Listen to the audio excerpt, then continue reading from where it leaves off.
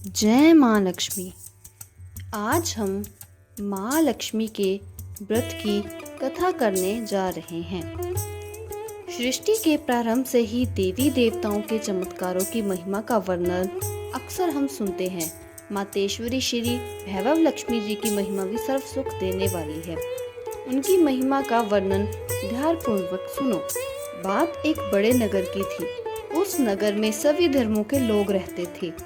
सबके अपने अपने कारोबार धंधे थे। सुख एवं दुख की परवाह नहीं थी।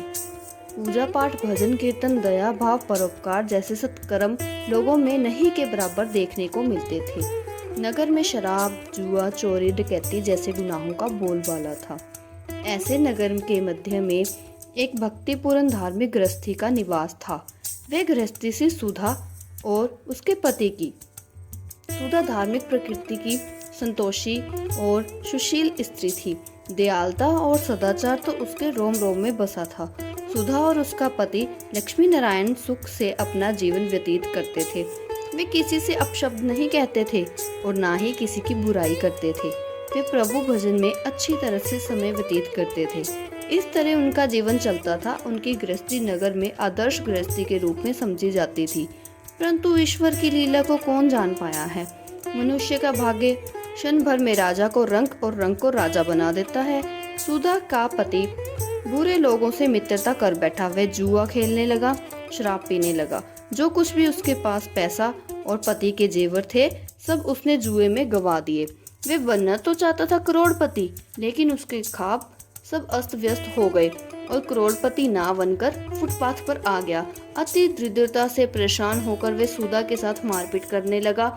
सुधा ने परिवार पर संकट व परेशानियों के बादल छा गए। अपना दुख किससे जाकर कहे।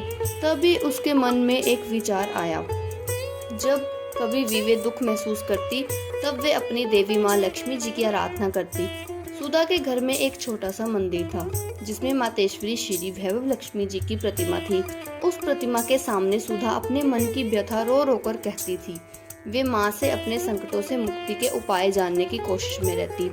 बात एक रात की थी, जब सुधा ने स्वप्न में अपनी माँ लक्ष्मी को अपने घर साक्षात आते देखा।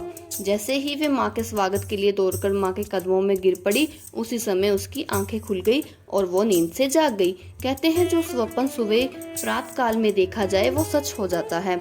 सुधा ने स्नान किया, स्वच्छ वस्त्र धारण किए और माँ की प्रतिमा के सामने बैठ गई और शुद्ध मन से माँ की आराधना की। करुणा भरे स्वर में अपने दुखों का वर्णन करने लगी। उसकी आंखें भीगी हुई थी। जब सुधा पूजा में लीन थी, किसी ने घर के द्वार पर आवाज दी। सुधा के द्वार पर एक वृद्धा खड़ी थी। उसके वस्त्र श्वेत थे। एक अजब सी चमक थी। सुधा ने स्नेह पूर्वक उसका सम्मान किया, उन्हें आसन पर बिठाया। वृद्धा ने कहा, बेटी सुधा, क्या बात है, आजकल तुम मंदिर में दिखाई नहीं देती। प्रत्येक शुक्रवार को तुम्हारे द्वारा गाए भजन हृदय को बहुत भाते थे, परंतु अब क्यों नहीं आती। सुधा ने अपने दुखों का वर्णन उस वृद्धा से कह दिया। सुधा के कष्टों को सुनकर वृद्धा ने उसे शुक्रवार के दिन माँ भैरव लक्ष्मी की पूजा और व्रत करने को कहा। वृद्धा ने कहा, ये व्रत सबकी मनोकामना पूर्ण करने वाला तथा सुख संपत्ति और यश देने वाला एक सरल व्रत है। शाम को एक चौकी या पाट पर स्वच्छ वस्त्र बिछाकर चावल का छोटा सा ढेर करे। उस ढेर में पानी एक भरा तांबे का कलश रखकर कलश पर कटोरी रखे। उस कटोरी में एक सोने या चांदी का गहना रखे। यदि सोने चांदी का गहना ना हो तो नकद रुपए का सिक्का भी रख सकते हैं। उनकी हल्दी, रोली व गुलाब के लाल फूलों से पूजन करें। धूप दीप के साथ एक पात्र में मिष्ठान या गुड़ रखें। फिर माँ भैरव लक्ष्मी की कथा करें। वैसे तो माँ लक्ष्मी के अनेक रूप हैं, परंतु श्री यंत्र अति प्रिय है। जो माँ के भक्त श्री यंत्र के दर्शन कर लेते हैं, समझ लो उन्होंने माँ के हर रूप में दर्शन कर लिए हैं। इसलिए माँ पूजन के समय श्री यंत्र को मत भूलें। उसके पश्चात लक्ष्मी चालीसा का पाठ करें, फिर लक्ष्मी सत्वन करें। इसके पश्चात घी, आटे और चीनी को भूनकर बनाया गया प्रसाद, जिसमें केले के टुकड़े काटे हों, माँ लक्ष्मी की आरती करके उस प्रसाद को लोगों में बांट दें तथा बांटते समय आप भी जय माँ लक्ष्मी बोलते रहें। ये व्रत निरंतर 11, 21 या 51 रखे जा सकते हैं। सूर्यास्त होने के पश्चात माँ की उपासना करके जब प्रसाद बांट ले तो आप भी भोजन ग्रहण कर सकते हैं। माँ के आगे रखे चावलों को सब पक्षियों में डाल दे तथा कलश का पानी तुलसी जी की क्यारी में डाल दे।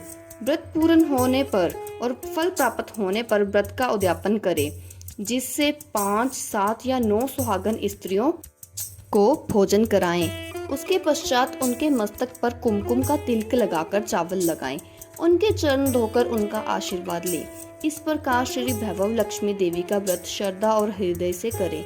सुधा वृद्धा से माँ की कथा सुनने में मगन थी। उसे ये भी ज्ञात नहीं हुआ कि वे वृद्धा कब उसके द्वार से चली गई। फिर शुक्रवार का दिवस आ गया।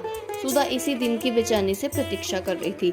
सायकाल होते ही उसने एक चौकी साफ की, उस पर एक साफ वस्त्र बिछाया। उसके पति ने शराब व जुए में उसके सभी आभूषण बेच दिए। माँ के व्रत के लिए उसके पास आभूषण नहीं थे, अब केवल उसके कानों के झुमके व नाक में लौंग थी।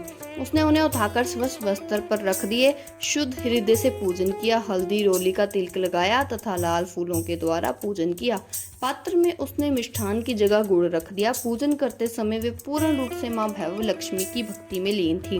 विधि व नियम अनुसार पूजा की, धूप दीप के द्वारा आरती की।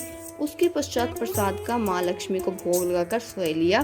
फिर अपने कानों व नाक के गहने पहन लिए। रात्रि को जब पति आया तो उसे भी माँ लक्ष्मी का प्रसाद दिया। जैसे सुधा के पति ने माँ का प्रसाद ग्रहण किया, अचानक उसमें परिवर्तन होने लगा। उसके विचारों एवं बुद्धि में परिवर्तन हो गया। उसके पश्चाताप हुआ। अपने बुरे कामों पर वह बुराई से घृणा करने लगा और सुबह को घर के सुख के लिए परिश्रम के मार्ग पर ले चला।